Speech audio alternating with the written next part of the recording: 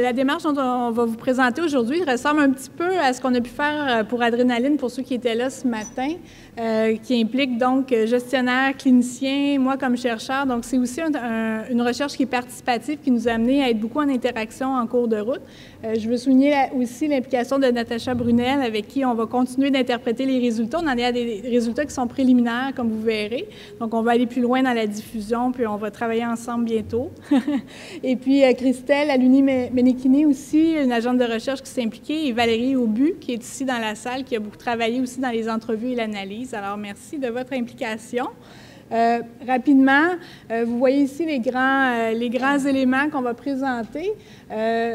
L'idée, c'est que le premier, ça va être vraiment Miguel qui va vous présenter un peu le contexte du projet puis de l'offre de service au Grand Chemin, la préoccupation entourant les jeunes qui ont des troubles concomitants, comment adapter l'offre de service, donc avoir un peu ce point de vue-là de l'organisation, puis concrètement, qu'est-ce que ça veut dire sur le terrain au point de vue clinique. On a la chance d'avoir Maxime qui va pouvoir décrire le point de vue d'un intervenant de terrain, ce que ça a voulu dire comme changement de pratique, comment ça a été vécu concrètement. Et ensuite de ça, je vais vous décrire la recherche puis quelques faits saillants parce qu'il y a encore eu là un travail de synthèse important à faire. On a beaucoup de données, puis je vais vous présenter un peu les faits saillants à cet effet-là. On va conclure tous ensemble là, à la fin.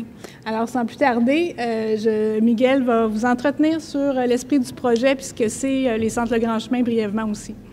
Avant de vous parler du contexte, de toute la réflexion qui nous a amené à réfléchir aux modifications qu'on avait apportées à nos services pour mieux répondre aux besoins des jeunes, vous présenter rapidement qu'est-ce que le Grand Chemin.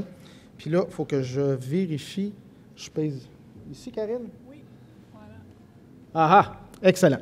Donc, qu'est-ce que le Grand Chemin? Le Grand Chemin, c'est un centre de traitement de dépendance pour adolescents 12-17. On offre un service de forte intensité avec hébergement.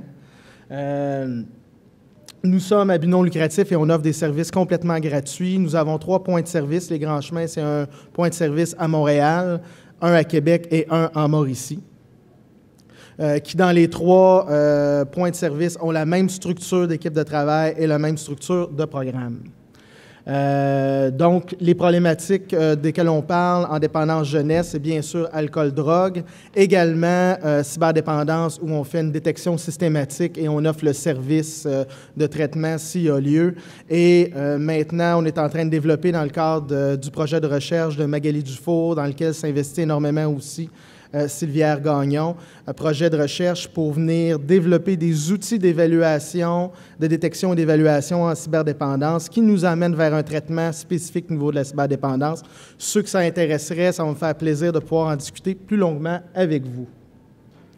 Donc, comment on accède au service du Grand Chemin? C'est par référence formelle uniquement. Donc, suite à l'évaluation, pour ceux qui étaient là ce matin à la conférence de Joël Tremblay, donc par les mécanismes d'accès, donc par les centres de réadaptation à dépendance qui évaluent que les jeunes ont besoin d'un service de forte intensité. Oh, je recule, j'avance. Alors voilà.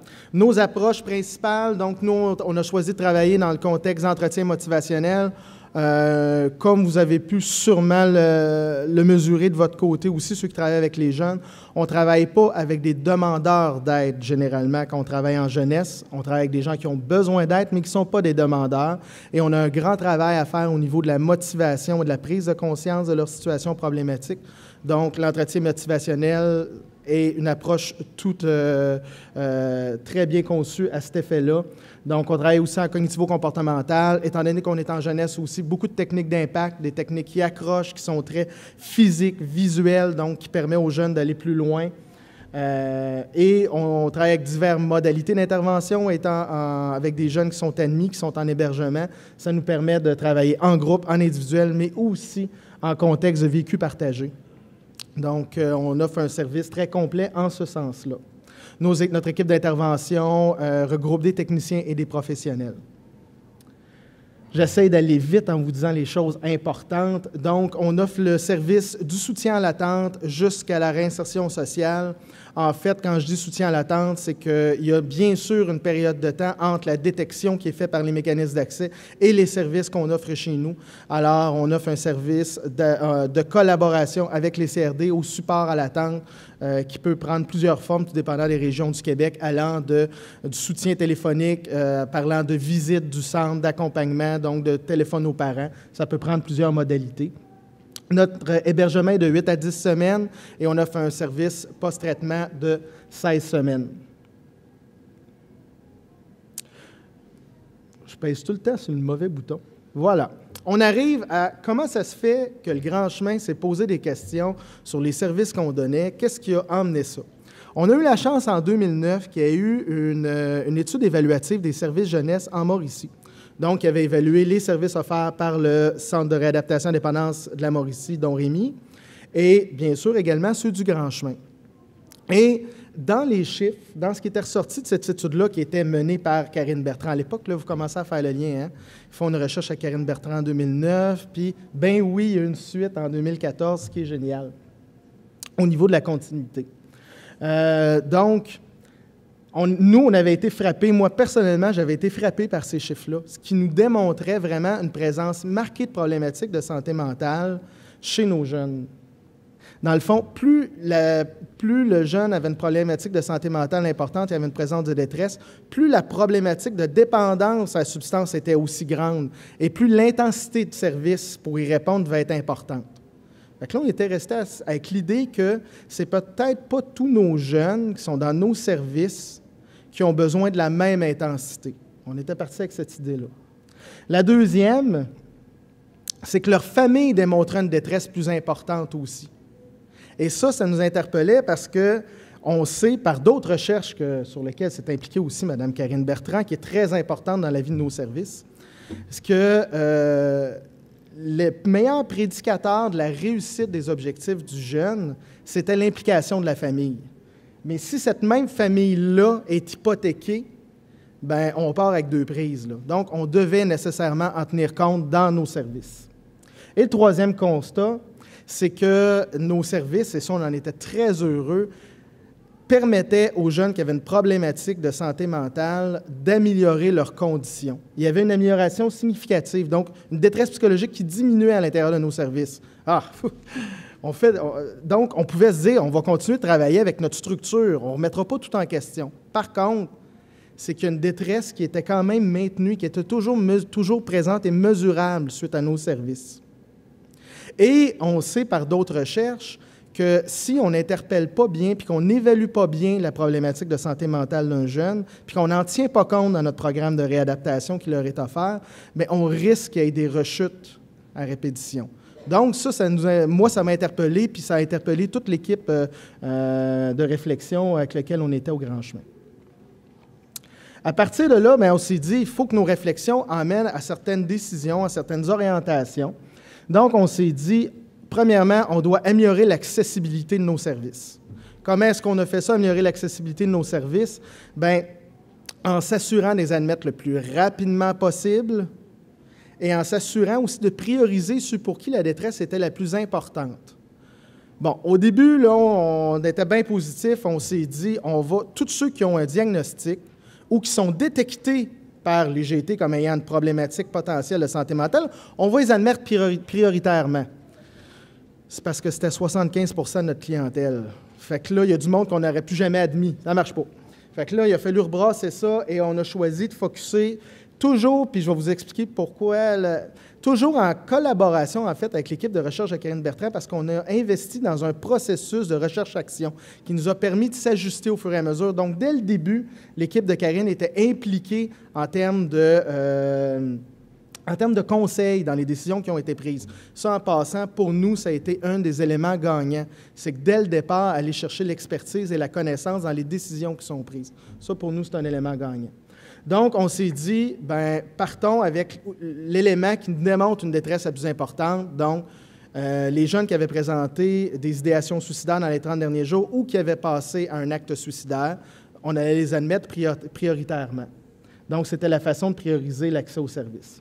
Augmenter l'intensité, bien, on est parti avec l'idée que tous ceux qu'on allait détecter allaient avoir 2 fois plus de services individuels. Tout en maintenant l'ensemble de la gamme des services, mais on allait augmenter le nombre d'heures de suivi individuel pour ces jeunes-là. Maintenant, on avait aussi pris la décision d'offrir une plus grande intensité aux familles. On va y revenir plus tard dans les résultats, parce que vous allez voir, il y a des choses qui se sont transformées en cours de route. Mais au départ, on voulait ajouter des heures d'intervention auprès des familles et des références plus soutenues également, à la fois de la famille, mais des jeunes également, pour répondre à leurs problématiques spécifiques de santé mentale. Il fallait bien sûr aussi augmenter l'adéquation entre, dans le fond, le besoin des jeunes et les services qu'on offrait. Ça veut dire quoi? Ça veut dire bien détecter les jeunes. Si je veux adapter le plan d'intervention, il faut que je les détecte bien. Donc, ça a été de choisir des outils de détection. Dans notre cas, ça a été le Dominique Interactif, qui évalue, je dirais, la couleur de la problématique de santé mentale. Je ne sais pas sur un autre terme mieux adapté qui te viendra en tête, Karine? La typologie. Une impression diagnostique autour là, de la typologie de problématique. Est-ce qu'on parle de dépression? Est-ce qu'on parle d'anxiété? Est-ce qu'on parle de TDAH? Ou on parle de troubles oppositionnels? Donc, c'est un outil qui nous donnait un indice de ça, un outil qui est validé auprès des jeunes, ce qui est assez rare. Ceci étant dit, ce n'est pas magique, mais ça nous permet de donner au moins une couleur à la problématique. Et aussi le CODIS, qui était une évaluation de la détresse psychologique. C'est sûr que nous, on a choisi de mettre en place. Et une fois donc qu'il était détecté qu'on avait tenu compte dans le plan d'intervention, bien, pour soutenir tout ça, il fallait qu'on ait une équipe de travail qui possédait aussi les connaissances, puis qui avait une plus grande confiance en leur capacité d'intervenir auprès de jeunes, qui avaient également une problématique de santé mentale. Donc, les outils davantage, donc il a fallu s'orienter vers des formations. Puis je vais laisser là, Maxime tout à l'heure vous décrire un peu plus les formations qui ont été reçues. Là, c'est bien beau, on a pris des belles décisions, mais là, on embarque dans toute la gestion du changement. Alors, c'était quoi pour nous les conditions de gagnante? Bien, je reviens à ce que je vous disais tout à l'heure, l'important, c'est de faire une bonne analyse des besoins et de la faire aussi avec des gens de l'extérieur. Nous, on s'est basé sur les meilleures pratiques, sur les résultats qu'on avait eus en 2009. On a impliqué l'équipe de recherche. Donc, ça, c'est pour nous un des premiers éléments gagnants, c'est de se donner tous les outils possibles pour avoir une bonne lecture de la réalité de la situation. Deuxièmement, ça a été de ne pas le faire en vase clos, de faire les décisions viennent d'en haut, j'allais dire un terme anglophone, on va le dire en français. Prendre les décisions au niveau de la direction et les descendre et appliquer des décisions qui n'auraient pas été à la base imprégnées de la réalité clinique. Hey, j'ai réussi à dire ça sans dire grande D, sans dire top-down, c'est bon. Et puis, donc, dès le départ, impliquer les équipes de travail dans la réflexion. Donc, ça a été un point de départ pour nous. Dans la mise en place également, on s'est assuré de les intégrer à nos orientations stratégiques. Pourquoi? Bien, pour que les décisions de changement soient, le CA y soit impliqué, soit investi et assurer aussi que les décisions qui allaient être prises allaient perdurer dans le temps et soutenues dans le temps. Parce que je vais vous en parler tout à l'heure de comment on a pu financer ce projet-là, parce qu'il a fallu trouver, vous comprenez bien, si je dis je double le temps d'intervention, j'ajoute des outils d'évaluation, c'est nécessairement de l'argent au bout, mais il a fallu trouver le financement.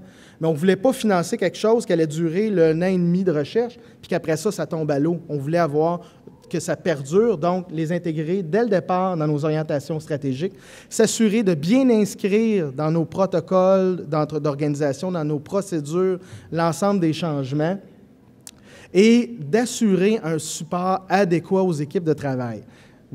Maxime va dire comment il a été vécu, ce support-là, mais on est vraiment parti avec l'idée il faut s'assurer de bien transmettre à l'ensemble de l'équipe les orientations, les décisions dans lesquelles il avait déjà été impliqué, mais aussi les supporter à l'intérieur de ça en termes de formation, de supervision. Et puis, bien, faire tout ça, oui, amener les changements, oui, mais on fait-tu la bonne affaire au bon moment? Pour ça, bien, c'est là que la recherche est devenue primordiale, prioritaire pour nous. Et les résultats sont riches. Et c'est pour ça aussi qu'on est allé vers un modèle, là, sous les conseils de Karine, vers un modèle vraiment de recherche-action où on a pu s'ajuster au fur et à mesure, puis s'assurer que bien, ce qu'on a mis en place répond réellement aux besoins des jeunes et de leurs familles. parlais de financement, je voulais quand même dire 2 mots sur le mode de financement qu'on a eu. Il y avait eu le programme Prends soin de toi, qui était une association de pharmaceutiques qui donnait du financement en lien au projet en santé mentale. Notre projet avait été accepté, on avait présenté notre projet, le projet a été accepté par Prends soin de toi, et c'est ce qui a financé là, la possibilité d'augmenter notre intensité puis de mettre en place l'ensemble de ce programme-là. Je fais attention parce que c'est vraiment des services intégrés, ce n'était pas un programme distinct, mais il a été financé là, par Prends soin de toi. Alors là, je ferai la passe à Maxime, qui, lui, va vous parler de toutes les belles structures que nous, on a imaginées au niveau de la direction clinico-administrative. Qu'est-ce que ça a donné pour de vrai sur le terrain? Moi, je suis arrivé au centre, topo, j'étais classique, j'ai commencé à temps partiel les fins de semaine, tout ça. Je suis arrivé sur le plancher avec, dans le fond, je vais dire un terme anglais, un caseload ensuite. Puis là, je suis arrivé, puis déjà, je sortais de l'école. Fait que moi, je voyais bien des affaires, là, tout va changer. Par contre, il y avait déjà une structure au centre qui était présente, puis à laquelle je me suis adapté, que j'ai fini par, oui, très bien l'apprécier. Et là, à un moment donné, il y a eu l'arrivée justement de Karine et son équipe qui viennent nous voir, qui sont là. On a une idée derrière la tête avec vous, on veut travailler en collaboration avec vous. Mais je ne suis pas seul. Souvent, on a l'impression qu'en tant qu'intervenant, les recherches sont loin de nous autres. Ils sont comme, vous ne comprenez pas beaucoup notre réalité, puis c'est pour ça ici qu'on parle qu'on était peut-être un peu sceptiques. Tout arrive ici avec recherche-action, vous allez voir, ça va être différent. Il y a eu un petit côté sceptique de on verra quand ça arrivera. Par contre, ça a été bien accueilli dans le sens de la manière dont ça a été présenté, justement. C'est-à-dire qu'il va y avoir des changements concrets rapidement. Et rapidement, il y avait l'engouement face au plus de temps. On était des intervenants, on adore avoir plus de temps pour intervenir. Fait que ça a été quelque chose qui a été rapidement. Je te dirais que le focus a été beaucoup là-dessus au début. Là. Je me fais porte-parole un peu de mon équipe, des 3 centres, le Grand Chemin. Ça a été beaucoup ça qui a été entendu. Il y a eu les restes autour, mais plus de temps, yes sir, on embarque. Fait que ça a été ça qui était là. Par contre, qui dit plus de temps, on avait peur aussi quand on parle de côté sceptique. Ça a l'air que les intervenants, c'est du monde assez sceptique. On avait dit, ouais, peut-être qu'ils vont nous donner plus de temps, mais qu'est-ce qu'ils vont nous demander de faire de plus aussi? Je pense qu'il y avait, par exemple, un engouement présent par rapport au... moi, personnellement, je ne connaissais pas beaucoup la recherche-action. Je ne savais pas que c'est ça ce qui se faisait, de rapidement changer des choses et vérifier l'efficacité. Donc, on a accueilli ça, puis on s'est dit, bon, ben, on embarque dans le bateau. C'était un peu l'accueil qui a été donné par les intervenants en général. Clairement, on avait une réalité, on avait un besoin qui était là. Donc, ça, c'est pas sorti de nulle part. Ah ouais, c'est vrai, on a des lacunes. Non, on en était conscient et c'est pour ça qu'on a décidé d'embarquer avec Karine et son équipe. Donc, au fil du temps, c'est sûr qu'il y a des changements. Non, ce n'est pas des changements drastiques. Quelqu'un qui a connu le Grand Chemin à l'époque va arriver et va reconnaître le Grand Chemin. Par contre, il y a eu clairement des gains, autant pour les intervenants que pour l'usager. Des gains que nous, on a pu voir tranquillement, puis que présentement sont toujours en place. Ici, on parle de formation. Miguel en parlait tantôt, on a eu des formations. Pas qu'on était complètement dans le champ, mais peut-être pour justement rassurer un peu l'intervenant, faire connaître davantage des problématiques. Tantôt, on y allait avec des chiffres là, au niveau des troubles de santé mentale, mais c'est une réalité aussi avec laquelle on doit travailler. Et si vous connaissez un petit peu le Grand Chemin, c'est du vécu partagé constant. Fait que ça va être constamment là qu'on va devoir, on va être constamment avec la problématique. Je ne veux pas, vous comprenez ce que je veux dire. On va être constamment avec le jeune et ses difficultés, donc il faut savoir comment intervenir. C'est là qu'Annie Bellavance est venue faire une formation tout simplement sur l'approche avec prendre connaissance un peu plus des besoins associés aux problèmes de santé mentale en lien avec l'intervention en toxicomanie. Ce n'était pas juste détaché, ça a vraiment été amené ici. Ça a été très, très bien vu aussi. C'est de quoi qui nous a beaucoup soutenu et qui est encore présent dans le centre, dans le sens qu'il y en a beaucoup plus de documentation, beaucoup plus de flexibilité, étant donné qu'on a pris plus conscience de ça. Pierre Racine qui est venu aussi, approche motivationnelle, beaucoup, qui est venu nous faire voir un peu, de travailler davantage peut-être avec le jeune, plutôt que centré sur la structure, centré sur le besoin de la tâche, justement. Pierre Racine fait toujours partie des supervisions aussi, des supervisions cliniques. Dans le fond, c'est lui qui vient nous voir 6 fois par année, on va y aller aux 2 mois, qui viennent voir, dans le fond, pour répondre à nos questions. Et c'est fait dans un contexte très respectueux, dans le sens que c'est l'équipe de travail. La direction n'est pas présente. Quand on parlait tantôt de complicité peut-être entre la structure et les intervenants. Il y a eu un respect des intervenants dans l'approche que Karine venait nous apporter, les changements qu'elle venait nous apporter. Il y a eu un beau respect aussi de notre intimité là-dedans, de voir comment nous, on prenait ça. Ça a été très apprécié et ça l'est encore parce que c'est toujours présent ici. Puis c'est aussi, dans les supervisions cliniques, il y a aussi les rencontres individuelles qui sont supervisées. Enfin, on a un plus grand soutien présentement face aux cas qu'on rencontre au centre, puis qui sont toujours nouveaux à chaque fois qu'un jeune rentre. Les outils, on a parlé tantôt, les outils, le code 10, détresse psychologique et tout, ça a été mis de l'avant de plus en plus. Ça, c'était dans nos craintes de lourdeur de la tâche. Là. Ça en faisait partie. De repasser d'autres différents tests. Et je vais revenir un peu tantôt sur l'impact que ça a pu avoir concrètement dans notre milieu et l'utilité qu'on en fait. Ça a peut-être été une problématique justement sur l'utilité qu'on en a fait. Je vais revenir tout à l'heure dans un bilan de tout ça, de tout ce que Karine nous a apporté. On parlait d'autonomie, on parlait de respect, dans le fond, de l'intervenant. Je vais me faire porte-parole des intervenants. Moi, j'adore l'autonomie. J'adore ça, avoir un certain pouvoir sur l'intervention que je vais faire, un certain pouvoir sur ma vision de la problématique, ma vision de ce qui peut être quelque chose de pertinent pour le jeune, tout en respectant lui son besoin, respectant lui le jeune. Puis, on a eu beaucoup plus de flexibilité dans nos moyens d'intervenir, dans l'acceptation du comportement peut-être. On utilise encore l'anglicisme « one size fit all ». Peut-être qu'il arrivait dans une structure qui était le grand chemin, puis on lui permettait peut-être des fois de jouer un peu avec la structure pour pouvoir répondre le mieux possible à son besoin et le garder le garder au centre dans une optique de travailler sa toxicomanie. Parce que oui, les troubles concomitants, il ne fallait jamais perdre l'objectif premier, qui était de travailler le problème de dépendance du jeune. Pour l'usager en tant que tel, parce qu'on s'entend que c'est notre job, sans eux, on ne fait pas grand-chose. Les changements, les gains qu'on peut avoir, je parlais tantôt de changement dans la structure, changement de mentalité. Le grand chemin, ça vieillit, ça fait quelques années que ça tourne. Puis il y a eu un changement de mentalité dans le sens dans l'accueil du jeune, dans l'accueil de la problématique, le voir beaucoup plus comme des fois une difficulté au lieu que d'une mauvaise intention du jeune. Beaucoup plus dans l'acceptation de la problématique, l'acceptation des capacités du jeune pour pouvoir, après ça, ensuite, nous, en tant qu'équipe, créer un modèle autour de lui qui va faciliter son passage au centre, son 2 mois, et peut-être même une réussite de la thérapie. Ça a été très bénéfique pour les jeunes, puis c'est senti. Il y a eu des jeunes qu'on a vus, qui ont vu un peu le avant-après, ça a été quelque chose qui a été senti, qui a été hyper bénéfique, en tout cas, pour moi, je crois, envers les jeunes. L'encadrement suivi, mieux adapté, dans le fond, on a besoin de l'individu. C'est un peu de ça que je parle depuis tantôt. Il y a eu aussi la même chose, mais au niveau des rencontres individuelles. Tantôt, on parlait de plus de temps. On s'est fait offrir davantage de temps de rencontres individuelles.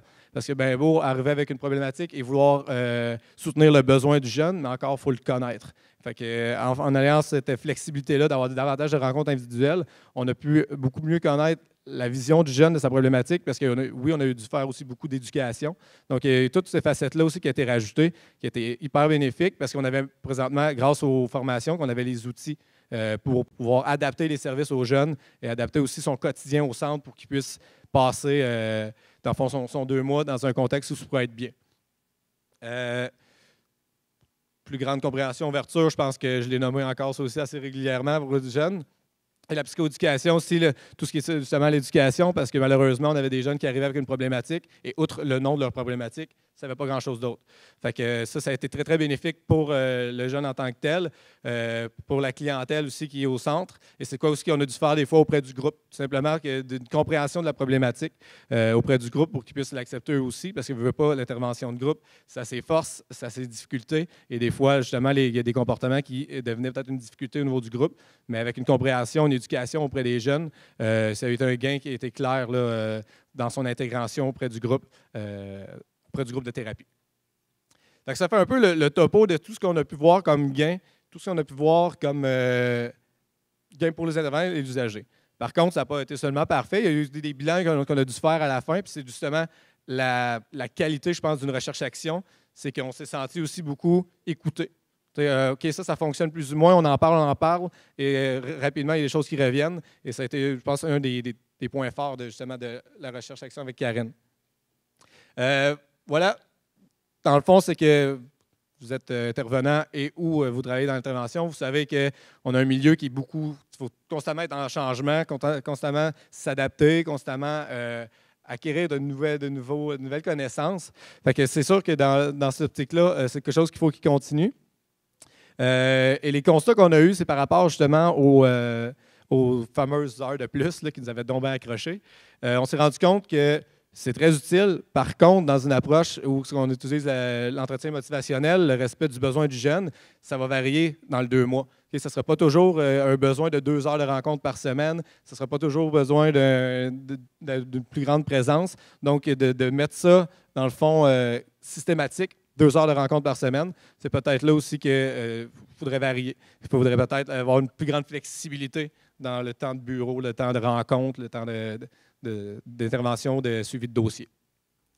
Mais comme je dis, c'est ça, c'est clair qu'il y a clairement un avantage au niveau de nous s'informer, au niveau de nous essayer de comprendre la problématique. Il y a un temps qu'on doit aller chercher là, et ça nous l'a permis aussi. Amélioration avec les partenaires, oui, très important. Dans le fond, c'est une chose qui a été faite parce que quand le jeune quitte le centre, bien beau qu'on ait travaillé des choses avec les connaissances et formations qu'on a eues, parce que tantôt, je vous parlais de 2 grandes formations qu'on a eues avec Annie Bellavance et Pierre Racine, mais il y a une très grande ouverture du centre pour nous envoyer dans des formations distinctes qui vont être peut-être des fois genre juste moi qui y va ou juste un autre intervenant qui y va, mais c'est beaucoup qui ramène l'information. Fait qu'il y a eu une augmentation de ça et les jeunes en bénéficient et les partenaires aussi. Parce que nous, on peut après ça voir avec eux qu'est-ce qu'ils ont travaillé, qu'est-ce qu'il y a à faire. Il y a une plus grande communication avec les partenaires à ce niveau-là aussi, au niveau du problème de santé mentale qu'on prend beaucoup plus en considération. On parlait des fameux outils. Les outils qui n'ont peut-être pas apporté les informations qu'on aurait voulu. Dans le sens qu'on faisait passer les outils, on parlait tantôt du Dominique Interactif, le CODIS au niveau de la détresse psychologique et QMT15 au niveau des motivations. Donc, c'est des outils que, oui, on s'est servi, oui, qu'on a appliqués. Par contre, que peut-être l'utilité, et là, peut-être que ça revient à nous, mais peut-être que l'utilité qu'on en a fait n'a pas été aussi pertinente qu'on aurait cru à la base. Donc, ça, c'est peut-être quelque chose à vérifier, mais c'est ça, dans le fond, de vérifier le test était passé, il n'y avait pas de changement distinct ensuite. Finalement, la tâche, et oui, la fameuse tâche, on a plus de tâches, c'est clair. Par contre, c'est plus exigeant, justement, c'est plus complexe. Je pense qu'il y a besoin d'un plus grand moment de réflexion au niveau des interventions. Puis, au niveau en temps, justement, quand on parlait des outils qui ont été augmentés, les rencontres individuelles qui ont été augmentées, ça a été beaucoup de quoi qui a été pris en considération aussi au centre et qui est en constante mutation. Je dirais le temps de bureau, le temps de réflexion, le temps d'intervention, le temps de rencontre individuelle est en constante mutation au centre dans le but de, justement, offrir le service le plus adapté possible à un jeune qui se présente avec une problématique de toxicomanie associée à d'autres troubles de santé mentale. Fait que c'est un petit peu notre réalité.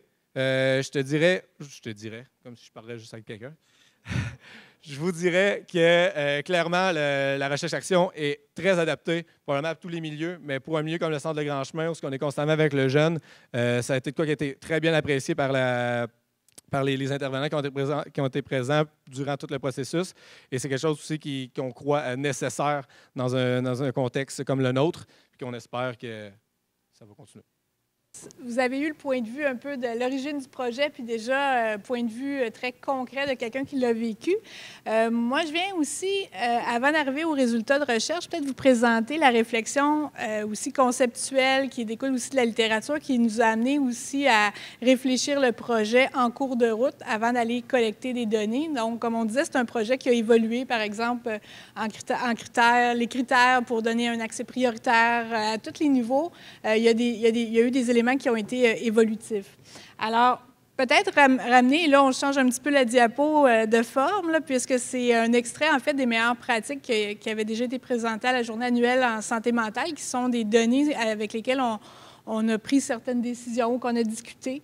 Peut-être juste ramener le fait que les doubles problématiques santé mentale, toxico, c'est quelque chose qui préoccupe aussi parce que ça affecte le déroulement, un peu leur processus de réadaptation. Puis on va voir tantôt aussi la prévalence qui est élevée dans nos centres. Donc, on a des jeunes qui ont des problèmes de santé mentale concomitants, mais qui sont très variés.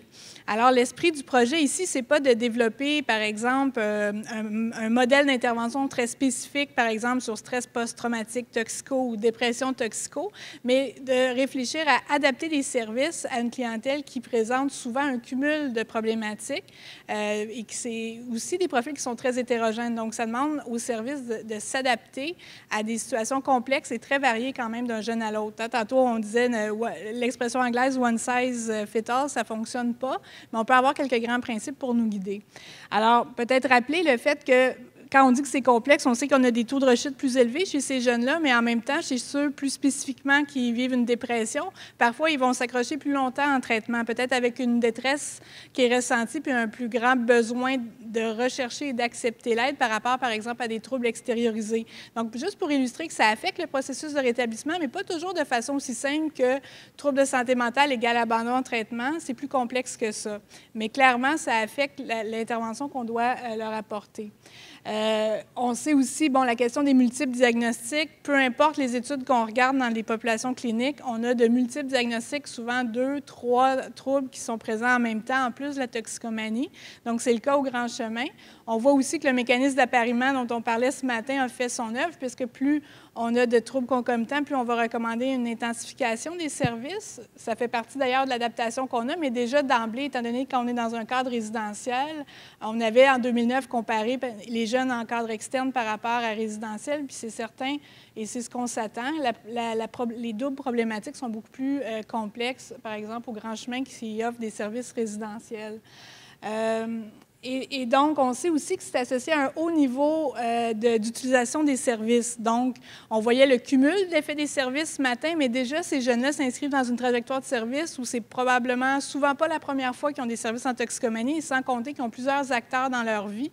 Donc, quand on parle de collaboration, mais c'est certainement un enjeu dans le projet du Grand Chemin de travailler avec plusieurs acteurs en même temps dans la vie du jeune.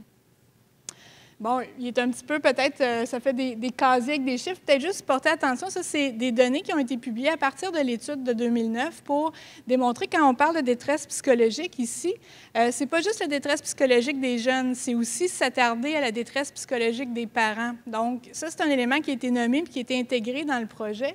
On a pu démontrer dans ce projet-là que, par exemple, on a regardé les mamans juste parce qu'on avait un échantillon plus large, non pas que les parents, les pères ne sont pas importants, au contraire, mais on voit ici avec les mères que lorsqu'en cours de traitement, elles vont avoir une détresse psychologique qui diminue, eh bien ça va être associé à une amélioration de la chaleur parentale, OK?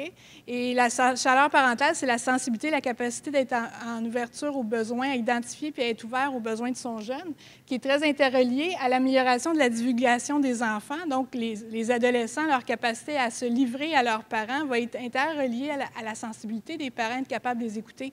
Mais un parent qui est dépressif ou dans l'anxiété, au plafond, aura du mal à avoir cette écoute-là. Puis ce qu'on sait, c'est que notamment, tu sais, des fois, on parle de la supervision parentale comme étant un élément important qu'on travaille en compétences parentales, mais la meilleure supervision va être faite lorsqu'il y a une communication qui est efficace, où est-ce que l'adolescent peut vraiment parler de ce qui le préoccupe.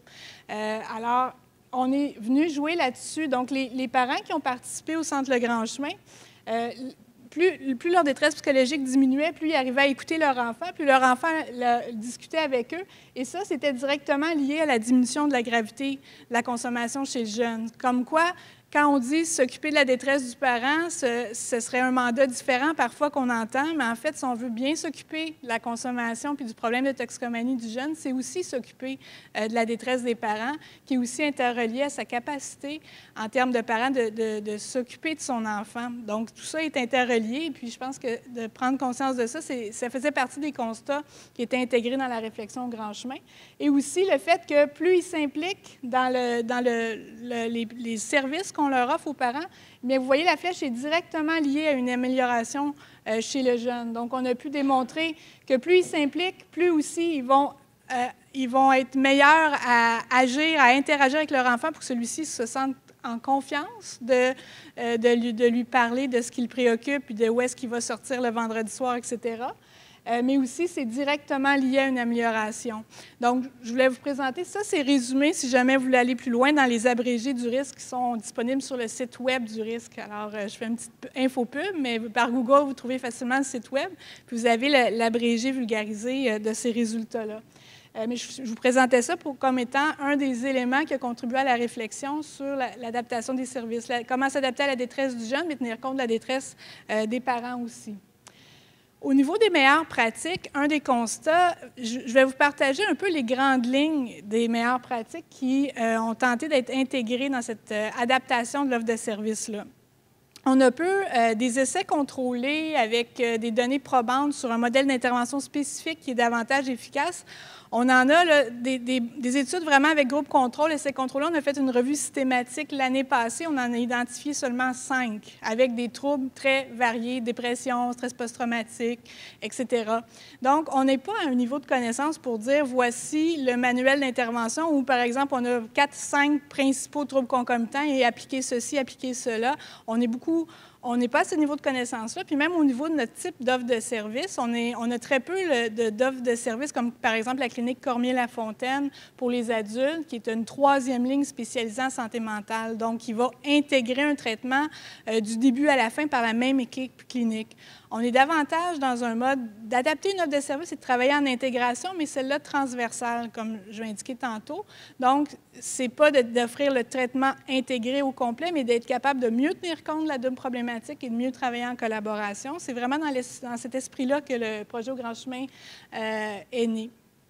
Alors, rapidement, sans toutes les nommer, je vais passer vite, mais bon, il y a la question de l'évaluation multiple et continue. Donc, on parlait des outils tantôt, qu'il y a probablement du peaufinement à faire, effectivement, possiblement, peut-être dans le choix des outils, peut-être dans la manière de les utiliser, mais il y a un enjeu d'avoir une évaluation qui est globale, mais que ce n'est pas non plus statique. D'une part, des fois, on en apprend plus en cours de route, notamment avec le travail avec les partenariats, et d'une part, ça peut évoluer beaucoup dans les différentes sphères du jeune, donc l'importance de rester en évaluation continue des doubles et triples problématiques du jeune.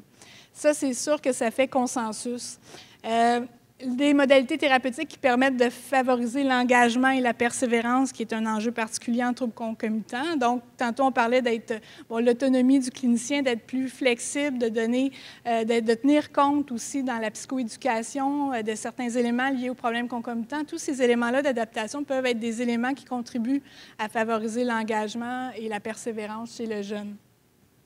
On parle ici de l'approche intégrée, j'en ai discuté depuis tantôt, donc distinguer vertical par rapport à horizontal. Je vous réfère à un texte en français qui est aussi accessible gratuitement, Michel Perrault, mon collègue du Douglas, qui a écrit un très bon texte là-dessus, qui n'est pas nécessairement chez les jeunes, mais qui distingue bien les types d'intégration, avec l'intégration horizontale, qui est justement cette façon-là qu'on a, là, les formations croisées, pour ceux qui connaissent ça, qui veulent favoriser le fait de mieux travailler ensemble, avoir un langage commun, et de travailler concrètement. Il y a souvent plusieurs acteurs autour des jeunes. Alors, comment est-ce qu'on utilise ce que les autres font pour être cohérent, puis aussi travailler avec une intervention qui va être beaucoup plus cohérente, puis qui va être bonifiée de ce qui a été fait par les autres acteurs. Donc, quand on travaille en résidentiel, notamment cet élément-là, à la sortie du résidentiel est vraiment très, très, très importante, notamment. Donc, l'approche écologique et systémique, on parle d'impliquer évidemment les parents, l'école, les amis. Donc, ça, c'est des éléments aussi qui sont réfléchis dans l'approche. OK, donc ça, je vais passer. Et donc, peut-être juste dans ceux-là, parler ici de l'aspect de le soutien varié et intensif. Donc, c'est sûr que c'est déjà une intensité qui est plus grande quand on est en résidentiel. Puis déjà, au niveau des besoins terrains, ce qui était constaté, c'est que si on veut aller encore un pas plus loin, si on veut vraiment faire de la psychoéducation sur la double problématique, prendre le temps avec les partenaires, prendre le temps avec les parents pour donner de l'information plus adaptée et spécifique, ça veut dire une intensification. Donc, c'était l'idée à la base. Puis là, on se rend compte peut-être qu'il faut moduler cette intensification-là, mais il y a un enjeu aussi d'intensification pour mieux prendre en compte les besoins de jeunes qui ont des troubles concomitants. OK. Alors ça, j'ai pas mal dit. Alors, les objectifs de la recherche, en lien avec ça, c'est donc à partir du moment où on essaie de développer cette offre de services adaptée, comme on vient de la décrire, la recherche, dans le fond, elle visait à vérifier entre l'objectif et qu'est-ce qui a vraiment été offert, dans quelle mesure est-ce qu'on a, dans le fond, implanté ce qui était prévu.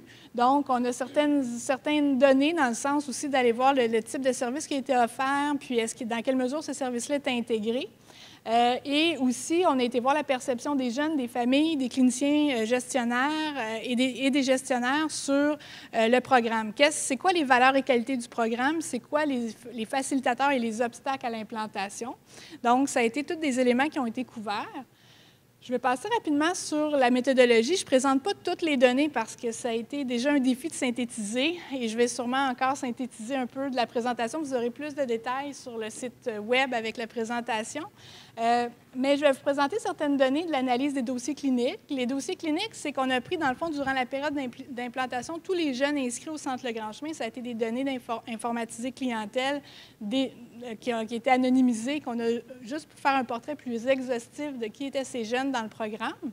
Ensuite de ça, on était voir un sous-groupe de dossiers pour aller voir plus en profondeur, faire de l'analyse de dossiers pour voir le niveau d'intégration dans les suivis cliniques. Alors ça a été un travail de moine avec une grille d'analyse inspirée de Drake et Muser qui évalue, par exemple, le niveau d'intégration du plan d'intervention, jusqu'à quel point est-ce qu'on évalue toutes les dimensions, jusqu'à quel point est-ce qu'on a documenté des liens avec des professionnels, par exemple. Donc, ça nous a permis d'aller plus en détail pour un peu voir l'état des lieux sur le niveau d'intégration des pratiques effectives en profondeur dans un sous-groupe de dossiers.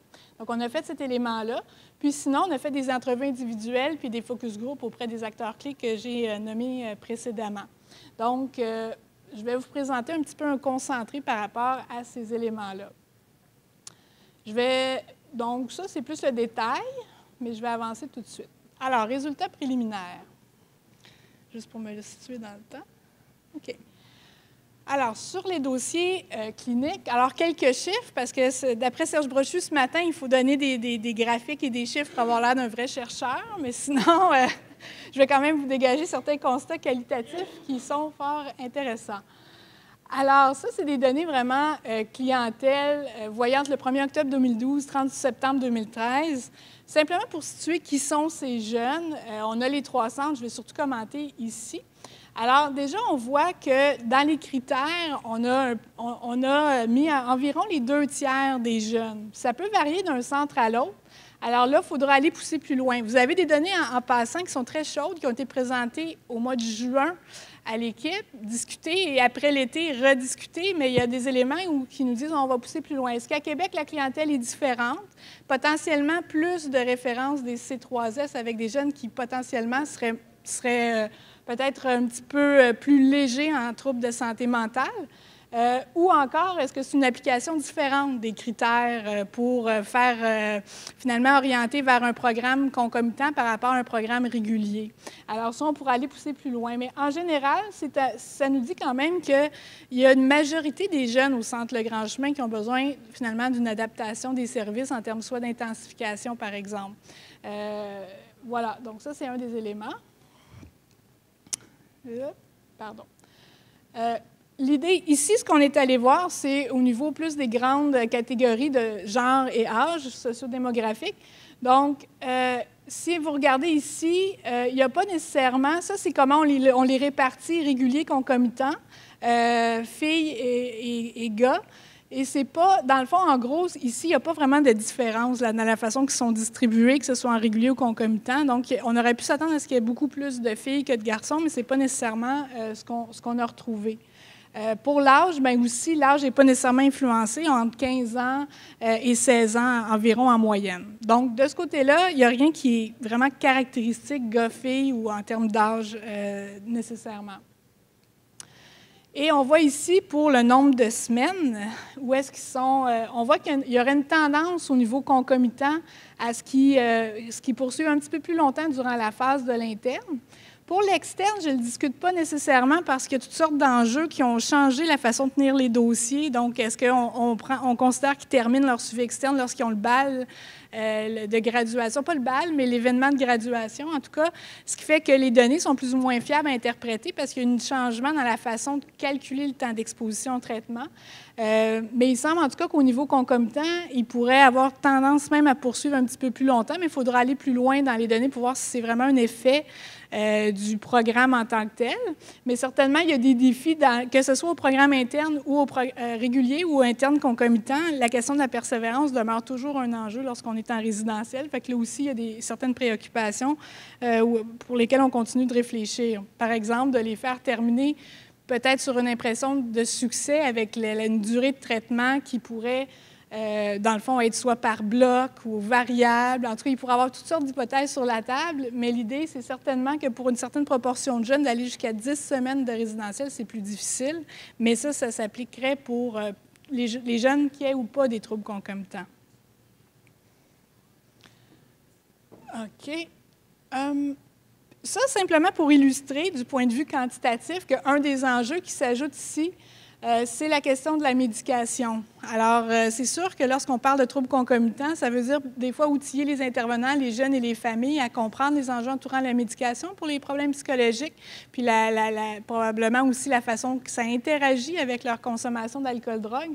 On voit ici que les jeunes qui ont une médication, c'est la moitié, finalement, des jeunes en problème concomitant par rapport à 23 % au régulier. Donc, c'est sûr que c'est un des éléments qui les caractérise, puis pour lesquels il peut y avoir des enjeux d'intervention. Et puis ici, bien, on voit juste l'aspect que ça peut être. Quand je disais que c'était très hétérogène, on a l'ensemble des diagnostics. Hein? Donc ici, donc les troubles concomitants en termes comportementaux, vous avez ici, c'est la dépression majeure, c'est les acronymes en anglais là, de l'instrument, Major Depressive Disorder. Donc, qui, là, effectivement, au niveau des types de symptômes, vous avez retrouvé, comme on voit dans la littérature, c'est pas surprenant, les filles qui vont plus coter au niveau de la dépression que les garçons, mais qui, pour un grand nombre aussi, vivent un état dépressif. Alors, ce que je voulais surtout illustrer, c'est le fait qu'ils ont plusieurs diagnostics. D'ailleurs, la prochaine nous montre ici qu'avec le Dominique interactif, lorsqu'on regarde ça, c'est quand même, on a souvent un trouble concomitant, mais c'est pas rare d'avoir 2 troubles concomitants qui cotent rouge. Donc, ce n'est pas des diagnostics, c'est un outil de détection, mais qui donne une impression diagnostique. Donc, ça va vraiment dans le sens qu'ils n'en ont pas un, mais souvent 2 et 3 troubles en plus de la toxicomanie. Donc, on a à peu près les jeunes qu'on s'attendait de voir, mais on a voulu quand même venir confirmer cet élément-là. Ça, je vais passer. Alors, pour les 27 dossiers, ici, peut-être ce qu'on veut mettre en évidence dans cette analyse-là, c'est le niveau d'intégration, donc jusqu'à quel point on évalue de façon globale le jeune par rapport à sa santé mentale. On voit que, dans le fond, il y a beaucoup d'informations sur la santé mentale qui dérivent de l'IGT, l'indice de gravité d'une toxicomanie. On voit qu'en général, le Dominique interactif est effectivement passé dans 89 % des cas. Donc, c'était planifié de faire, effectivement, c'est actualisé, ça a été passé. Donc, ça, on voulait aller voir ça aussi. On voit que les gens aussi sont soucieux du risque suicidaire, donc le COC. Donc, aller vérifier l'urgence suicidaire, c'est quelque chose qui est régulièrement inscrit dans les notes d'évolution. Par contre, au niveau des rapports psychiatriques puis des suivis psychologiques, c'est rarement dans le dossier. Ça, c'est un élément qui va ressortir plus tard, compte tenu qu'il y a une grande partie de ceux-ci ont soit vu un psychiatre ou eu un suivi psychologique. Donc, potentiellement, ça pourrait être une piste d'amélioration, par exemple, qu'on a dégagée, à savoir d'aller déjà construire sur l'information qui était déjà disponible, mais qui peut prendre un certain temps à récupérer, qui n'est pas d'emblée dans le dossier. Je vais passer pour la médication. Donc, on voit ici au niveau du diagnostic psychiatrique, 63 % des dossiers qui indiquaient au moins un diagnostic psychiatrique. Donc, ça veut dire 63 % des dossiers pour lesquels le jeune a été vu par un psychiatre. Donc, puis on voyait que c'était 7 % de rapports psychiatriques. Donc, il y a un élément ici qui pourrait déjà, sans qu'on ait accès toujours facilement à un psychiatre, parce qu'il y a une difficulté au niveau des fois de l'accès à la ressource, mais des fois, quand ça a été fait dans le passé, déjà, ça peut donner des pistes pour nous outiller davantage au niveau des jeunes. Alors ici, ce qu'on est allé voir, c'est les liens, dans le fond, entre la santé mentale et la toxicomanie. Ce qu'on voit, c'est qu'il y a beaucoup de travail qui est fait. Ce n'est pas nécessairement systématisé, mais on voit que les intervenants, dans 86 % des cas, c'est dans les notes d'évolution qu'on a vu l'information. Donc là, un gros merci d'ailleurs à Christelle et Valérie qui ont fait un travail de moine, parce qu'au départ, normalement, la grille, on aurait juste regardé le plan d'évaluation, le plan d'intervention, puis la note finale. Mais on s'est rendu compte qu'il y avait beaucoup de richesse dans les notes d'évolution. Alors, c'est sûr que que ça peut être un aspect qui semble assez administratif, mais en même temps, on voit qu'au niveau de systématiser l'évaluation puis l'orientation du traitement en fonction des problèmes concomitants, il pourrait avoir peut-être un pas de plus pour que ce soit vraiment clair, tant pour le jeune que pour l'intervenant, la façon dont la prise en compte du problème va être prise en compte. Là. Donc, c'est-à-dire les stratégies qu'on va utiliser, par exemple. Je l'ai gardé ici, donc juste pour donner un exemple, on a vraiment regardé les types de liens qui étaient documentés. Et on voit ici la consommation, l'épisode dépressif, automutilation. Donc, on va dégager un peu pour le jeune dans sa vie, comment est-ce que la consommation va l'aider à gérer des affects dépressifs, par exemple. Quand le lien, dans le fond, entre ces états d'intoxication ou ces envies de consommer et une variété de symptômes psychologiques, on voit vraiment qu'il y a eu un effort dans les notes d'évolution de bien documenter ces éléments-là, puis ça a été travaillé sur le plan thérapeutique. Alors ça, c'est intéressant aussi du fait qu'au-delà de la structure, de l'intensification des formations reçues, il y a vraiment quelque chose qui se passe au niveau de l'action thérapeutique dans ce sens-là. Bon, plan d'intervention de crise, ça, c'est un élément, c'est en 50 %. Ça, c'est un aspect des meilleures pratiques, si on veut, quand on travaille en troubles concomitants. On a des jeunes qui sont à risque de crise suicidaire, on a des jeunes qui sont à risque de différents types de crises. Et d'avoir un plan de crise systématiquement par rapport à un jeune en problème concomitant, c'est une des meilleures pratiques. Donc, c'est quelque chose qu'on a été voir. C'est quand même présent dans 50 % des cas. Et puis même dans une proportion de ceux-là, ce qui serait encore dans l'idéal de le voir dans l'ensemble, c'est de tenir compte, dans le fond, de la consommation. Donc, si, par exemple, un jeune tend à être suicidaire dans tel contexte, quel rôle joue la consommation dans l'augmentation de ses idéations suicidaires, par exemple? Donc, ça, c'est un élément bien spécifique qu'on va chercher à travailler en intervention de crise auprès d'adolescents qui ont des problèmes de toxicomanie. Et on voit que c'est fait dans une certaine mesure, puis ça pourrait peut-être être fait encore davantage. Alors ça, c'est des exemples qui montrent finalement, qui a permis de dégager en discussion des pistes d'amélioration, mais qui permet aussi de souligner plusieurs forces des services actuellement en place en matière d'intégration de services. Je vais avancer Je vais avancer au niveau des résultats qualitatifs. Donc, il y a d'autres détails, mais on a été vraiment en détail. Là, comme je vous dis, le site Web sera utile pour plus de détails sur les dossiers cliniques. Valeur et qualité des services du point de vue des jeunes. Donc, je voulais relever certains points importants par rapport à ça. Qu'est-ce que les jeunes pensent de ces services-là? Alors, encore là, je mets l'accent sur leur bilan final. Ils nous ont parlé notamment de leur expérience d'accueil qui a été vécue très positivement et de façon très rassurante. Je l'ai coupé, ce qui était général, pas lié aux troubles concomitants, mais ça a été nommé ce matin, puis les jeunes nous en ont parlé, puis comment que la visite d'accueil était importante. Ils nous ont aussi dit que les modalités de groupe, les meetings sont importants dans le rapport à l'intervenant. Donc, on voit ici juste tout le temps là quand on a besoin. De se faire mettre sur des pistes de réflexion, l'énergie qu'ils transmettent. Donc, c'est sûr que ça passe beaucoup par le relationnel. Ils nous parlent beaucoup du relationnel aussi. Et le soutien à la famille aussi.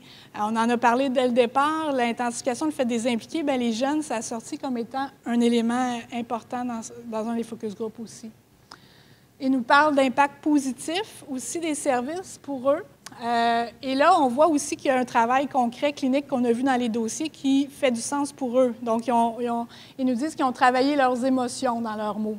Impulsivité, agressivité, mal de vivre, l'isolement, le mensonge, l'estime de soi, donc des masques qui tombent. Donc, on voit qu'à travers leurs différents ateliers, leur activité thérapeutique, ils sont conscients d'avoir travaillé des enjeux qui entourent des symptômes de détresse psychologique, en fait. Le fait d'avoir un cadre, une discipline, c'est quelque chose qu'ils apprécient, même si parfois ça peut être difficile. Pour certains, ça les a aidés, ils le reconnaissent. Et réappris à apprécier les petits plaisirs de la vie. Hein? Apprécier de vivre aujourd'hui si je n'étais pas capable de vivre avant. Donc, d'avoir un temps d'arrêt puis d'être investi dans des activités qui leur apportent du plaisir, c'est aussi quelque chose qui est important. Quelques limites qui sont nommées aussi. La possibilité de garder contact lors d'un renvoi. Donc, ça, c'est l'enjeu. Tantôt, on a vu que dans le temps d'exposition, c'est sûr que tous ne complètent pas la phase résidentielle. Et puis, en même temps, ce qui est intéressant, je ne présente pas les jeunes qui ont abandonné. On en a interviewé aussi. On manque de temps, mais aussi, on est à chercher encore les formulaires de consentement parce qu'on le fait dans un mode d'évaluation, d'implantation plus que de recherche. Mais en gros, ce qu'ils nous disent, c'est même quand ils se font renvoyer, ils sont très attachés à la ressource et puis souvent, ils vont reconnaître la raison pour laquelle ils ont été expulsés. Ils se reconnaissent dans leur difficulté à vivre avec certaines règles, mais ce qu'ils nous disent, c'est que les gens en qui ils ont confiance, c'est encore le grand chemin. Alors, tous les enjeux cliniques complexes entourant les troubles de comportement, le cadre de vie résidentiel, mais très certainement, ils nous parlent de continuité ici de service parce que de recréer des liens de confiance avec une autre ressource à l'externe, par exemple, il y a un travail qui est à faire là parce que spontanément, ils veulent revenir vers le lien qu'ils ont créé qui était de confiance en dépit d'une fin parfois qui n'est pas nécessairement optimale. Donc, le cadre aussi, en même temps, comment c'est important parce que les personnes négatives sur les autres en thérapie peuvent avoir des répercussions importantes. Donc, encore là, ceux qui se font sortir nous parlent de leur attachement. En même temps, la flexibilité qu'on cherche à amener, pour certains, c'est difficile à vivre si on sent qu'on a été... est-ce que la règle a été appliquée de façon vraiment constante pour tous? Ils observent tout ce qui se fait. Alors, tous les enjeux entourant le cadre, la discipline et les symptômes, la gestion du cadre de vie, c'est des éléments qui les préoccupent beaucoup. Et le sevrage aussi en début de traitement qui est nommé comme un élément difficile, peut-être une période plus de repos qu'ils souhaiteraient avoir. Donc, il nous nomme aussi quelques pistes d'amélioration. On voit ici l'intensification des rencontres individuelles au début, puis par la suite, 1 à 2. Donc, ça va vraiment dans le sens, c'est un élément qui a fait sens pour les cliniciens quand on leur en a parlé, qui nous disent, bien oui, je l'apprécie que j'aille plus de rencontres, mais surtout au début, j'en ai plus de besoins. Après, il me semble que c'est moins. Donc, encore là, la flexibilité en fonction des besoins réels du jeune. Je pense que c'est un des... Sinon, c'est toutes sortes d'éléments, mais qui ne sont pas nécessairement partagés dans tous les groupes, mais vous avez le listing, mais je vais juste en nommer quelques-unes. Les parents nous amènent aussi un autre point de vue. Et là, oui, j'ai encore du temps. Je surveille mon temps pour essayer de vous en donner un petit peu sur chacun des points de vue et avoir le temps d'avoir les conclusions de mes collègues aussi. Alors, ce que les parents nous disent, qu'est-ce qu'ils ont apprécié? C'est beaucoup la flexibilité encore là, hein, l'aspect de flexibilité. Le fait que c'est adapté aux familles. Il explique beaucoup, il nous parle à quel point c'est difficile au départ de laisser leur enfant dans... Là, il faut penser que c'est dans un cadre résidentiel. Alors, le lien de confiance à établir avec les parents, je pense qu'il y a encore... Bien, je pense qu'il est toujours important, mais il nous parle beaucoup à quel point c'est difficile de passer un peu, hein, l'impression parfois d'échec, de dire, bien voilà, il faut que je passe le bâton à quelqu'un d'autre, puis je me sens plus capable d'exercer mon autorité parentale, par exemple. On voit ici qu'il y a des parents qui disent qu'ils ont été très flexibles parce que si tu avais une demande, ils sont capables de gérer, ils peuvent s'adapter. Tout ce qu'ils avaient strict, mais c'est quand même flexible dans la mesure où elle est honnête. Donc, le sentiment que lorsqu'il y avait des préoccupations, qu'il les nommait au centre, il était entendu. Ça, c'est un élément important. L'intervenante à la famille, hein, qui s'adapte à leur situation et les prennent comme ils sont sans jugement. Ils se sentent très fragiles en termes de peur du jugement lorsqu'ils arrivent au centre. Alors, c'est un élément très majeur de gagner la confiance puis qu'ils voient qu'ils sont là, les intervenants, pour les soutenir et non pas les juger. Les ateliers aussi qui ciblent les compétences parentales, donc permet d'accompagner le jeune dans son processus. Le suivi entre la thérapie interne et la maison, c'est un lieu qui est très... c'est un moment, un timing très, très important pour eux. Alors, ils se sont sentis outillés à faire face au moment où le jeune revenait à la maison, notamment via les ateliers qui ont été appréciés. Alors, on voit aussi dans les données quantitatives de 2009 que plus ils participent à ces ateliers-là, mieux le jeune va. Bien, ceux qui y ont participé nous disent que ça répondait à un besoin important pour les outiller aussi à cette étape-là importante de retour à la maison. Ils ont le sentiment d'avoir une meilleure connaissance de leur enfant et que ça donne une meilleure communication puis plus d'honnêteté dans leur rapport avec lui. Il y a quand même certaines limites qui sont amenées. Donc, la communication qui est parfois problématique. Donc, ça, c'est un élément qui ressort souvent aussi dans différentes études, qui est un ingrédient important, c'est l'aspect de rétroaction individualisée pour le jeune. mais aussi aux parents. Donc, ils ont parfois l'impression qu'ils ont de manquer d'informations sur le processus. D'ailleurs, dans les contacts téléphoniques là, qui ont lieu en cours de résidentiel, qui est limité dans le temps, mais ils sentiraient le besoin d'en connaître plus sur le processus pour peut-être avoir le sentiment de mieux occuper cet espace-temps-là avec leur enfant, parce qu'ils cherchent un peu quoi dire des fois, n'ayant plus de contact avec eux pendant un certain temps. Donc ça, ils trouvent ça anxiogène et difficile. Ils aimeraient donc être davantage impliqués, même au niveau de l'évaluation. Tantôt, on parlait d'évaluation multidimensionnelle. Donc, on a certains éléments, certains outils. Eux nous disent, j'ai des fois, je me sens comme l'experte de la situation, puis il me semble qu'on n'a pas assez utilisé mon expertise de parent pour avoir un éclairage sur ce qui se passe avec mon jeune. Donc, ils aimeraient être davantage impliqués à ce niveau-là pour certains. La communication avec l'intervenant, bon, bien, encore là, il y a des plus et des moins. Parfois, ça a été vu comme un gros point positif, mais si l'intervention entre l'intervenant et le parent se passe plus difficilement, c'est vécu aussi très difficilement par le parent. Et je pense qu'on voyait beaucoup aussi l'anxiété que provoque le fait que le jeune est sorti du milieu familial. Alors, je pense que l'aspect de la relation avec l'intervenant, c'est vraiment un élément au premier plan, puis il s'exprime beaucoup dans les focus group à ce niveau-là. Et justement, ils ont des moments de crise. Alors, parfois, c'est pas toujours facile à gérer comme établissement, mais ce qu'ils nous disent, c'est au moment où arrive la crise, vous avez beau m'avoir outillé, j'ai une bonne relation, mais vous n'êtes pas là quand j'en ai besoin parfois, quand ça saute. Alors, comment arriver à sentir qu'il y a un filet de sécurité quand il arrive ces fameuses crises familiales qui sont fréquentes quand même dans leur situation? Alors, ils en demandent, en gros, ils sont satisfaits, mais ils en demandent encore plus de disponibilité quand il y a de la crise. Et la communication, ils aiment ça, puis parfois, ils veulent qu'elle soit encore davantage améliorée. Et on parle ici du jeune qui est expulsé ou est-ce qu'il ne finit pas l'hébergement.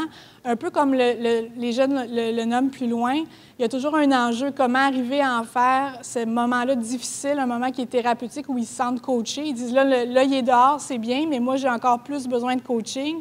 Donc, comment est-ce qu'ils peuvent se sentir encore davantage supportés? Je sais qu'il y a déjà des interventions qui se font, que le service n'est pas directement coupé, mais eux, dans leur perspective, ont un peu cette impression-là. Donc, j'entends des fois un écart entre, ben non, on continue de les aider. Eux, ce qu'ils nommaient dans certains centres, ça ne veut pas dire que c'est représentatif de tous les parents, mais parfois, ils sentent que peut-être le besoin est encore plus grand dans ces moments-là de crise où est-ce que le jeune a peut-être commis une infraction à la règle puis il arrive à la maison dans un contexte plus difficile. Ensuite, les intervenants, qu'est-ce qu'ils nous disent? Les intervenants, il y a eu aussi une bonne adhésion avec certaines... Je pense qu'il y a déjà eu des éléments nommés... les éléments qui ont été nommés par Maxime vont aussi beaucoup dans le sens des résultats. Ce qu'ils nous disent, c'est qu'il y a une intensification qui est observée effectivement dans leur intervention. Pour le jeune, à 2 fois par semaine. Pour la famille, souvent avec une intensification, qui n'est pas toujours... c'est un des éléments qui n'est pas systématique, mais qui est sorti comme un élément de changement par les intervenants. Et une intensification du partenariat aussi. Donc, on nommait davantage de temps de bureau tantôt, mais ça prend du temps de bureau pour travailler avec l'intervenant de centre jeunesse, avec l'intervenant scolaire. Alors ça, c'est un élément concret qui a été nommé comme facilitant au niveau du processus d'implantation et qui fait que, oui, cette intensification-là de partenariat a été vue comme un point positif des changements dans l'offre de service. Puis je vous dirais, donc tantôt je disais, il manque encore des fois des rapports qui pourraient suivre, mais c'était en début de phase d'implantation. Puis ce que je sais, c'est qu'il y a eu beaucoup d'efforts dans ce sens-là pour faire ces coups de téléphone-là qui sont payants au bout du compte. Donc, des services qui sont plus adaptés, des interventions individuelles aux besoins spécifiques. Alors, vraiment, l'idée, qu'on doit davantage s'adapter en fonction de la réalité spécifique du jeune, c'est vraiment un discours, je pense, auquel les intervenants ont adhéré et qui ont vu comme une force. Des outils d'intervention aussi. Donc, les formations, il y a des plans d'intervention plus spécifiques. On parle du cartable ou de la boîte à outils. Alors, il y a eu à un endroit en particulier où on a développé un cartable pour ne pas qu'ils se perdent tous ces outils-là spécifiques pris au fil des formations pour qu'ils puissent avoir un échange d'expertise à ce niveau-là. Il y en a maintenant aux 3. Oui, il y en a toujours été aux 3. Donc, ça a été mis en évidence dans un focus group et on me dit que c'était là partout. Alors, ça, c'est des éléments positifs. Alors, plus de soutien, de sensibilisation, d'éducation aux jeunes et à la famille. C'est des éléments qui sont constatés. Des services qui ciblent la double problématique aussi. Donc, ils se sentent plus outillés à identifier la double problématique et on a l'impression qu'on donne plus accès aux services en santé mentale. Donc, une préoccupation vraiment qui s'est traduite dans leur perception avec plus d'intensification puis aussi plus de temps à travailler en équipe avec les autres acteurs.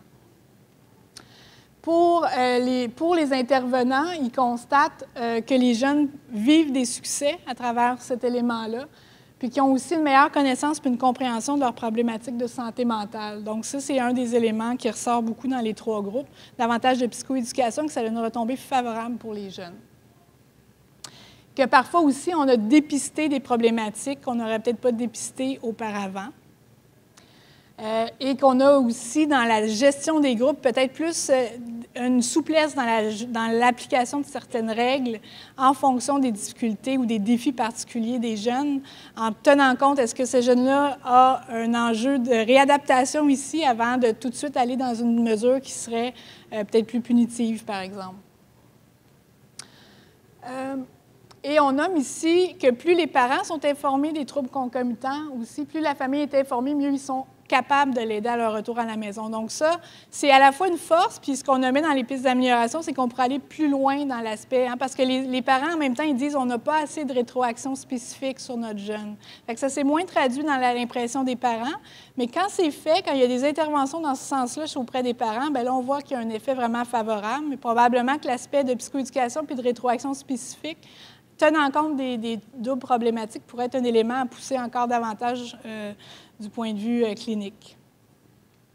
Alors, je vais passer parce que, bon, les limites selon les intervenants, puis je vais m'arrêter là-dessus. Vous verrez sur le site Web plus les obstacles et les éléments facilitateurs à l'implantation, mais on en a nommé beaucoup. Hein. Je pense que dans les éléments facilitateurs, c'est beaucoup le support de l'établissement qui est important et davantage de supervision, parce que pour faire tout ça, ça prend aussi pas juste des formations générales, mais de la supervision clinique. Donc, en cours de route, il y a eu vraiment une intensification du soutien qui a été offert. Puis ça a été nommé clairement que pour faire tout ça, on veut de la supervision clinique individualisée avec les intervenants. Donc, ça, c'est un élément. Et justement, on nous dit que l'outil de détection, le Dominique, on n'est pas sûr, il y a comme un scepticisme. Alors, d'un côté, on a l'impression de donner plus d'informations aux jeunes. Parfois, on a l'impression que cet outil-là, il n'est pas toujours tout à fait parfait, où on sait déjà l'information. Donc, c'est une partie des sources de données qui s'ajoute à d'autres sources de données. Donc, comment utiliser le Dominique, mais aussi à la lumière des autres sources de données qu'on a. Déjà, c'est une piste à regarder.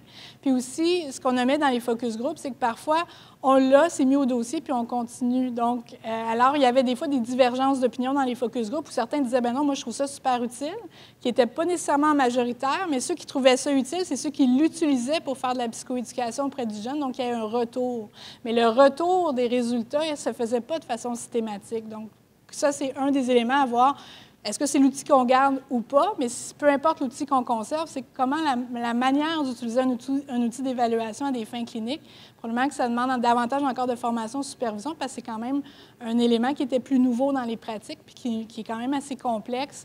On n'est pas là pour étiqueter, stigmatiser, mais au contraire, faire de la psychoéducation normalisée et outillée. Alors ça ne se fait pas nécessairement non plus si simplement ou juste en regardant un instrument. Ça demande un suivi. Et l'outil de détection, le CODIS, c'est un peu la même chose. C'est sûr qu'il code très fort au départ. C'est un outil de détresse psychologique, ils sont très en détresse. C'est un outil qui a été amené plus en termes de monitoring. Hein, on voyait la meilleure pratique qui est de monitorer au fur et à mesure pour voir, finalement, est-ce que ça va mieux sur différents aspects, mais le jeune, il continue d'être dans la détresse au plafond, ou de façon régulière, on voit que ça diminue tranquillement. Donc, ce n'est pas tant le seuil de départ que l'évolution clinique du jeune, où est-ce qu'on va avoir un œil sur est-ce que ça se peut qu'il est en train de nous dire que ça va bien, mais quand il cote un instrument, il nous dit qu'il va vraiment pas bien. Alors, c'est de la manière, encore là, sûrement d'utiliser l'outil. Alors que, bon, la façon qui a été apportée, c'est beaucoup plus au départ. Encore là, on passe, puis on le laisse là, donc on n'a pas l'impression qu'il est si utile que ça. Donc, encore là, il y a d'autres réflexions en cours sur comme quel outil choisir, puis la manière de les utiliser pour aller dans le sens des meilleures pratiques, puis surtout qu'on sente que ça amène une plus-value au service. Je m'arrêterai là, je pense, pour les résultats de recherche, puis je passerai la parole à mes deux collègues. Vous allez voir qu'au niveau de l'implantation, vous avez plus de détails sur Internet. Hop. Mais je crois que ce qui est important, peut-être que de mon côté, ce que je peux nommer, c'est qu'il y a eu beaucoup d'efforts faits dans le sens d'intégration, puis il y a une ouverture, en tout cas de la part des gestionnaires et des cliniciens, de poursuivre en termes de formation et de supervision pour continuer d'adapter les services. Puis je pense qu'il y a plusieurs forces qui sont nommées par l'évaluation, mais je pense le micro pour les pistes peut-être pour l'avenir, les perspectives d'avenir, puis les réactions aussi du terrain à ces résultats-là. Merci. En fait, pour conclure, ce qui est évident, puis c'était déjà présent dès le départ dans notre situation, on était déjà très satisfait, très heureux en 2009 d'avoir une information qui nous a permis de nous adapter. Et puis, c'est la route qu'on va continuer de prendre. Il y a des résultats qui nous ont été présentés par Karine et bien d'autres que vous pourrez aller... sur lesquels vous pourrez vous informer là, sur le site web de la ITQ, qui vont continuer d'amener certains changements. D'ailleurs, on vous a nommé à plusieurs reprises que c'est un contexte de recherche-action, ce qui veut dire qu'en cours de route, entre autres, suite aux résultats préliminaires qui nous avaient été présentés, on a déjà modifié notre plan d'intervention pour faire en sorte que dans la partie de définition du problème du plan d'intervention, les intervenants soient tenus d'indiquer les résultats des outils d'évaluation. Un coup que je les ai écrits puis que je le présente aux jeunes, ben j'ai plus de chances de dépasser 50% des situations où la psychoéducation était faite, les suivis d'information étaient faits suite à l'évaluation de ces outils-là. Donc, on va augmenter nos chances comme ça. Plus spécifiquement par rapport à la famille, on avait comme objectif de mettre plus d'intensité de service auprès des familles. C'est quelque chose qu'on a eu beaucoup de difficultés à faire en termes de temps, d'augmenter du temps, tout simplement parce qu'on manquait de temps intervenant. Mais on a pris une solution qui allait d'un autre angle. On est davantage allé vers restructurer le programme de service au niveau de l'entourage. Ce qu'on a fait, c'est qu'on a mis une évaluation beaucoup plus concrètement orienté vers l'évaluation des habiletés parentales, les éléments, la perception de la problématique du jeune. Donc, tout le volet où les parents disaient on ne nous considère pas suffisamment dans l'information qu'on a sur notre adolescent, excusez-moi, on va le chercher davantage maintenant par cette évaluation-là, qui est beaucoup plus ciblée sur le rôle parental, et avec un plan d'intervention beaucoup plus concret au niveau de la famille. Donc, on n'y a pas été nécessairement en intensité de temps, mais on y a été en précisant des objectifs beaucoup plus concrets au niveau des habiletés parentales, donc pour qu'ils deviennent un acteur concret dans l'évolution du jeune. Donc, dès le départ, ça nous met en réflexion, puis ça nous amène des changements qu'on peut mettre en place. Bien, peut-être, dans le fond, pour terminer, nous aussi, avec notre réalité, ici, en tant qu'intervenant, on parle beaucoup de changement, de continuer le changement. Nous, veut pas, ça a eu un impact. C'est comme je disais tantôt, ça n'a pas été grandiose et tous les changements. Par contre, je pense qu'on est maintenant, en tant qu'intervenant, en tant qu'équipe, rendu à retrouver une stabilité. Entre la toxicomanie, les troubles concomitants, de ne pas perdre notre mandat, de retrouver un équilibre un peu dans jusqu'où on peut aller, jusqu'où on peut se permettre de travailler la problématique, la deux problématiques, sans perdre jamais le mandat du Centre de Grand Chemin qui a travaillé beaucoup la dépendance du jeune. Donc, je pense qu'après tous les changements qu'il y a eu, qui sont toujours encore là, de retrouver, je pense qu'on est rendu dans cette étape-là, peut-être de retrouver une certaine stabilité dans nos limites en tant que clinicien, c'est quoi? Les limites du jeune, c'est quoi? De retrouver un équilibre dans tout ça pour offrir les meilleurs services qui sont adaptés aux besoins et à la demande de services qui est toujours en toxicomanie. Fait que je pense qu'on est rendu dans cette étape-là, puis qu'avec la continuité de l'aide apportée, c'est quelque chose qui va pouvoir se maintenir, puis qui va être très pertinent autant pour la qualité de vie de quelqu'un qui travaille au centre que l'usager aussi qui va bénéficier de tous ces changements, cette stabilité-là qui va s'installer au cours des prochains mois, années. On verra. Hein? Fait que voilà.